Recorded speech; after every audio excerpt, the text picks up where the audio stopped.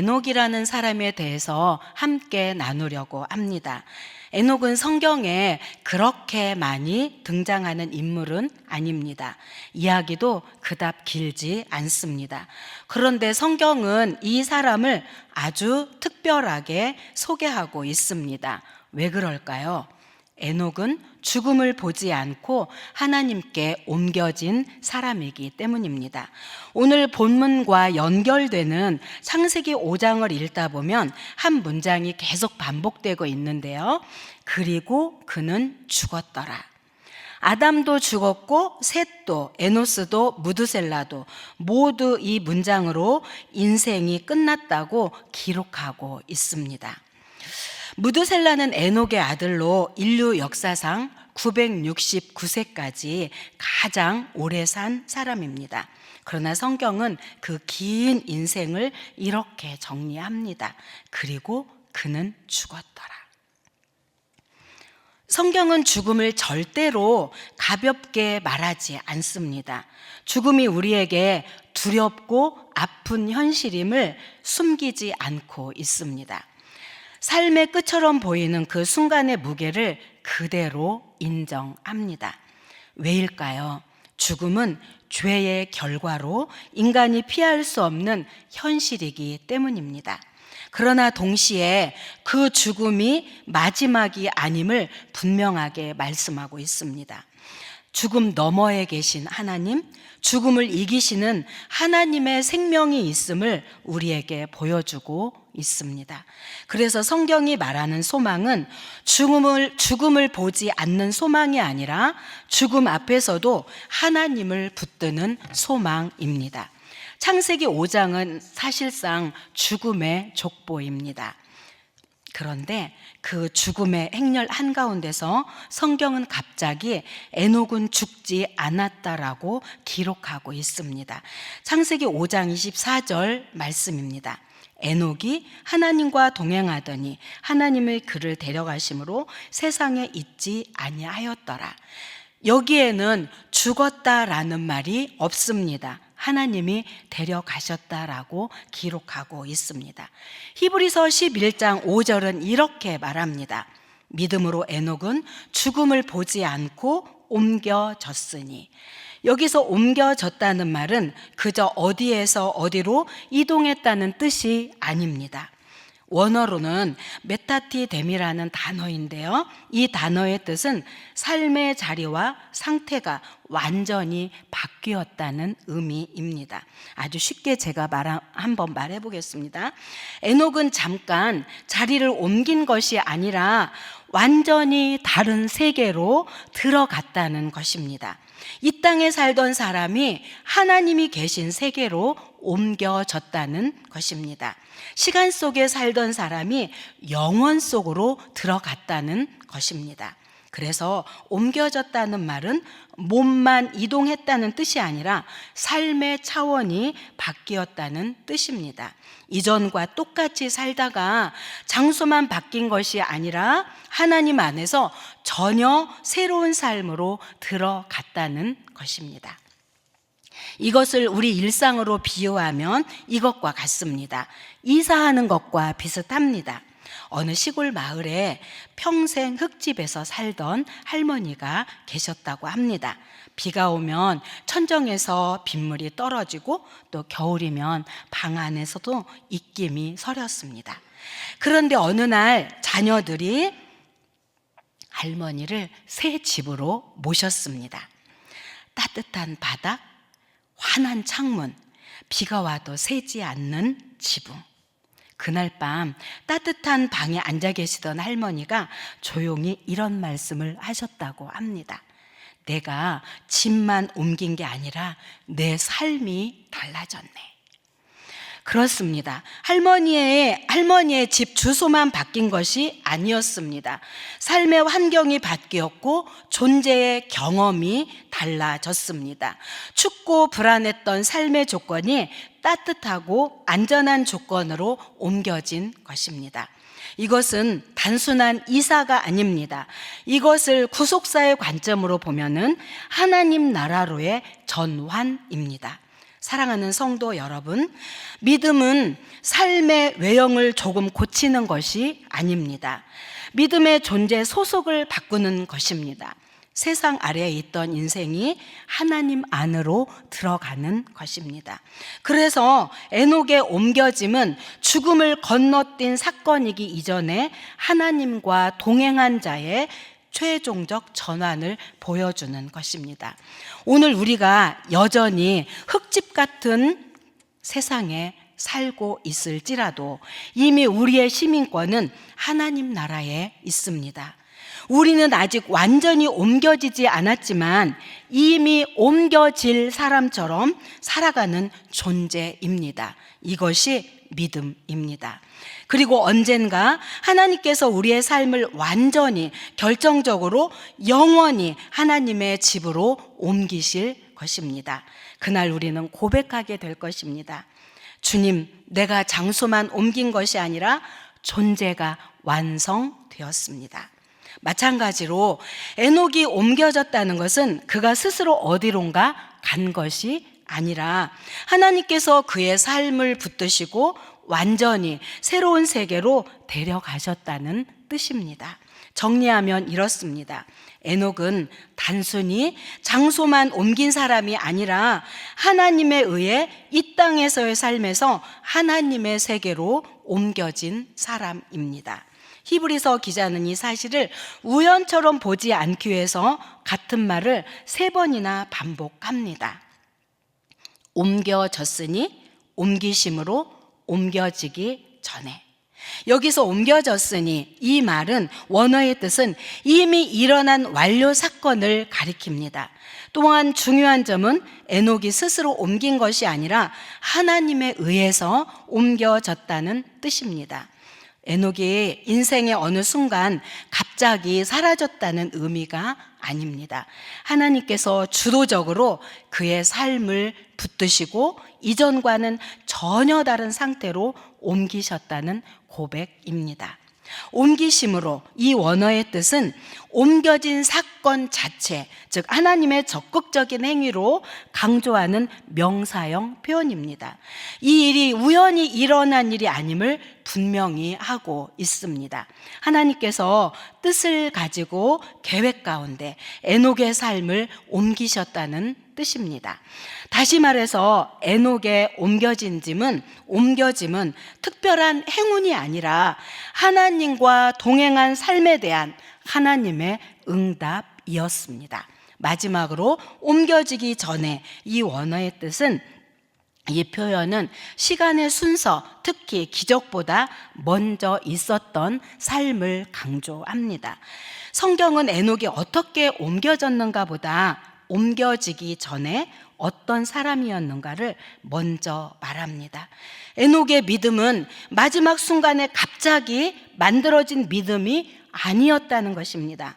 에녹은 옮겨지기 전부터 이미 하나님을 기쁘시게 하는 삶을 살고 있었다는 뜻입니다.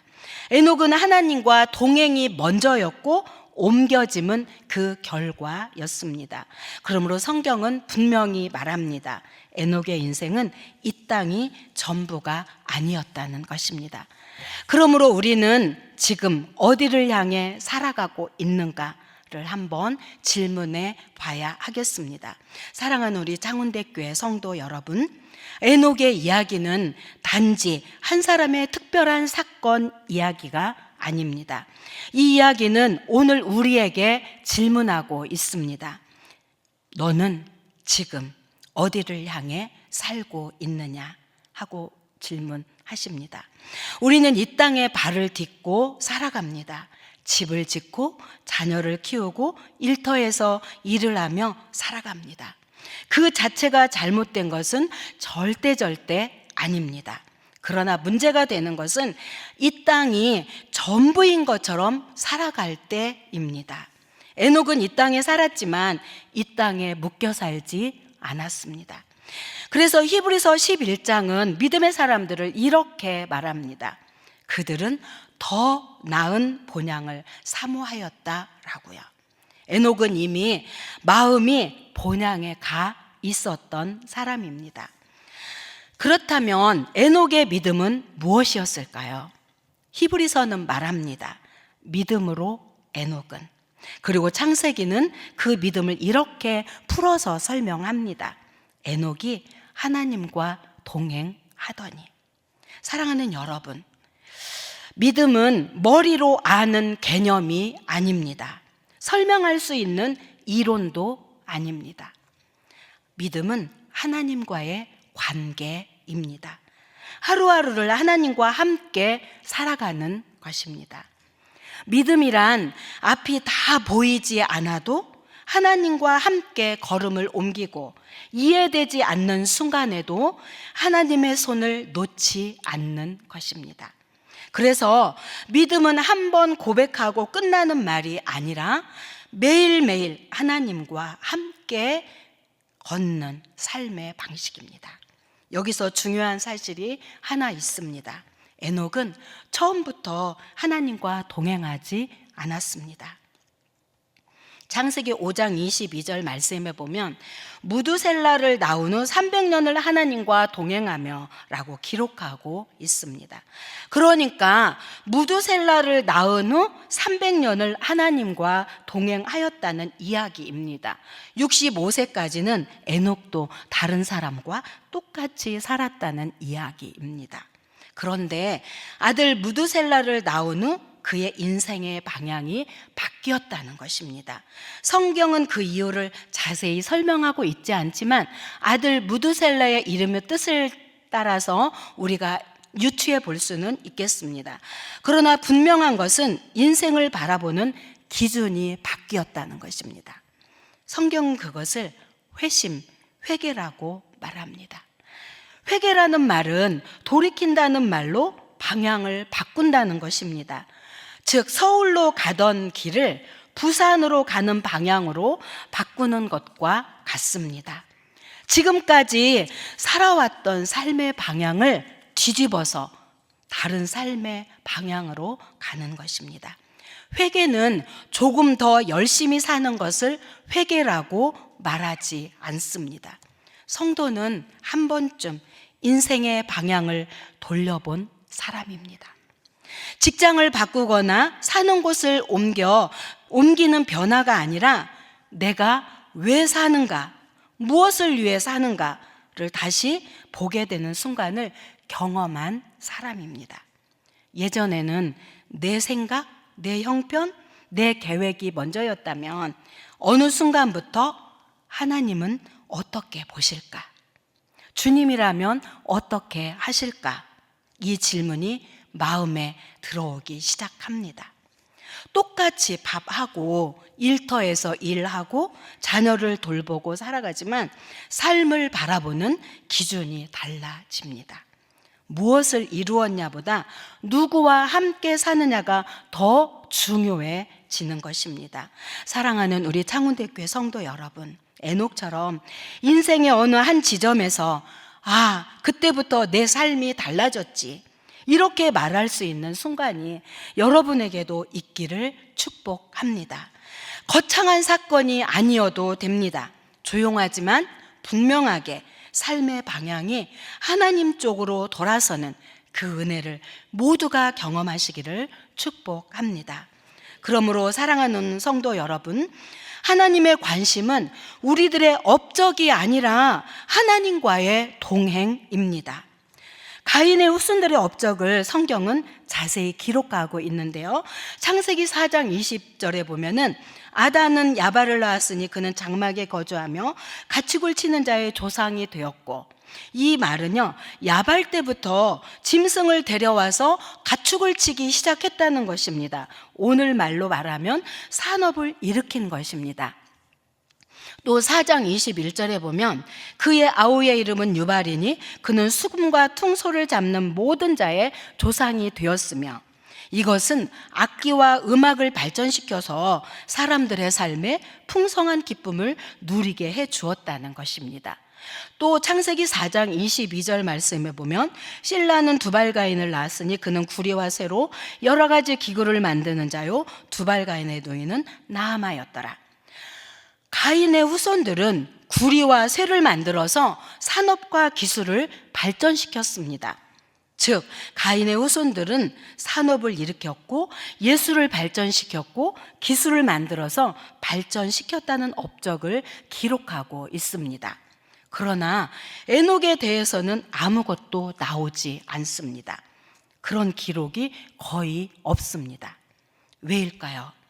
하나님의 관심은 무엇을 이루었는가가 아니라 누구와 함께 했는가이기 때문입니다. 사람들은 묻습니다. 얼마나 성공했는가?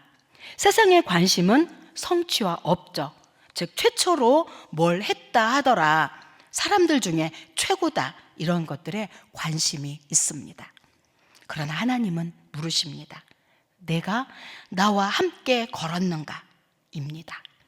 하나님의 관심은 그가 믿음으로 행하였는가?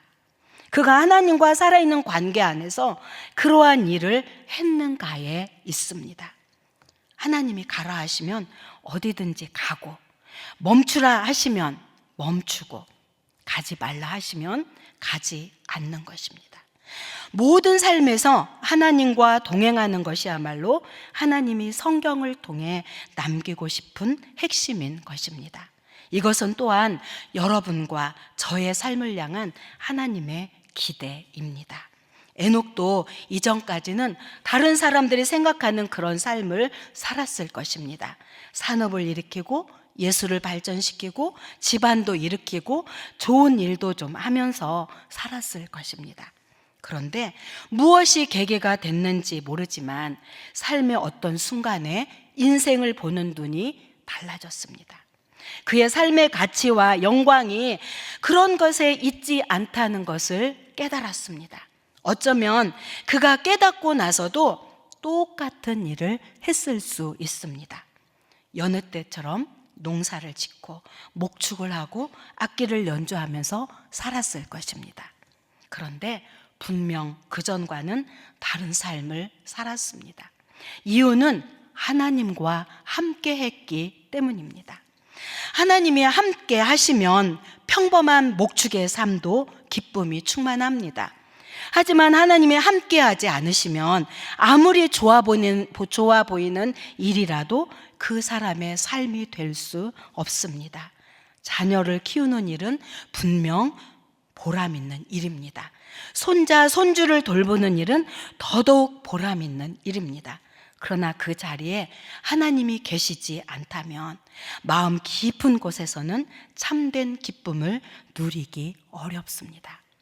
세상에서 말하는 선한 일, 의미 있어 보이는 일도 마찬가지입니다. 하나님이 함께하지 않으시면 아무리 가치 있어 보이는 일도 결국 우리의 마음을 채우지 못합니다. 이렇게 하나님과 동행하는 사람은 삶을 보는 눈이 달라집니다. 무엇을 하느냐보다 누구와 함께 하느냐가 더 중요해집니다. 하나님은 물으십니다. 나와 함께 걸었는가? 에녹은 업적은 없었지만 하나님과 동행했습니다. 그리고 성경은 말합니다. 그것이면 충분하다. 사랑하는 여러분, 하나님과 동행한다는 것은 주일에만 하나님을 만나는 것이 아니라 예배에서 만난 그 하나님을 그대로 모시고 삶의 자리로 가는 것입니다. 주님과 함께 있는 것이 너무 좋고 예배 가운데 주신 은혜가 은혜의 여운과 벅찬 가슴을 그대로 가지고 삶의 모든 자리에 주님과 함께 가는 것, 함께 하고 싶은 것, 주님이 없는 자리는 삶의 어디에도 만들고 싶지 않는 것, 이것이 성도의 참된 신앙생활의 동행이자 모습입니다. 예배 가운데 하나님과의 생생한 만남을 그대로 가지고 가정에 가서 믿지 않는 배우자를 주님을 대하는 것처럼 대하는 것, 쉽지 않겠죠? 그러나 그렇게 행하는 것, 주님이 바로 옆에서 같이 행하시는 것처럼 자녀들과 일터의 동료들과 맡겨진 일들을 섬기고 대하는 것, 그것이 믿음의 삶의 본질입니다. 저의 20대, 30대 젊은 시절은 하나님의 은혜를 정말 많이 누렸던 시간이기도 하고요.